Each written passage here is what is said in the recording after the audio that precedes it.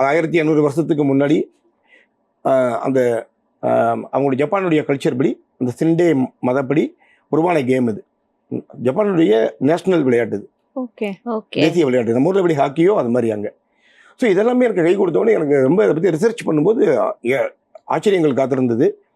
ரொம்ப சந்தோஷமாக இருந்தது. ஜப்பான்லேயும் இது மாதிரி படம் வந்தது கிடையாது. மெயினாக டாக்குமெண்ட்ரி வந்திருக்கு.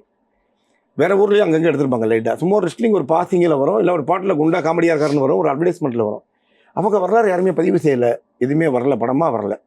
ஒரு சும்மா ஒரு ரெஸ்லர் தான் படத்தோட மெயின் கேரக்டராக வரவே கிடையாது. அதனால் எனக்கு இது வந்து ரொம்ப சந்தோஷமாயிடுச்சு.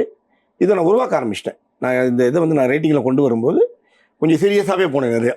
ஏன்னா இது வந்து ஜப்பானுங்கும் போது அந்த நாட்டில் வந்து நிறைய குண்டு வெடிப்பு நடந்தது, உலகப் போரெல்லாம் நடக்கும்போதெல்லாம் அதெல்லாம் கொண்டு வந்திருந்தேன் படத்தில்.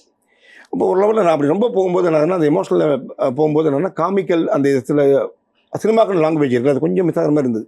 இந்த படத்தை ரொம்ப ஜாலியாக பண்ணணும்னு நான் முடிவு பண்ணிட்டு நான் கொஞ்சம் உஷாராயிட்டேன். அதுக்கு தகுந்த மாதிரி விடிவி கணேசர் உள்ள வர்றாரு, அப்புறம் நம்ம சிவா வர்றாரு.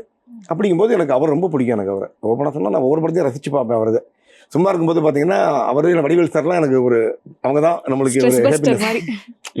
நம்மளுடைய பர்சனலுக்கு அவங்க தான் போட்டோம்னா கொஞ்சம் மைண்ட் ரிலாக்ஸ் ஆகிடும். இப்படிப்பட்டால் தான் அந்த படத்துக்கு தேவைன்னு முடிவு பண்ணேன். அப்போ சும்மா கூட ஜாயின் பண்ணும்போது இன்னமும் சூப்பராக இருக்குது.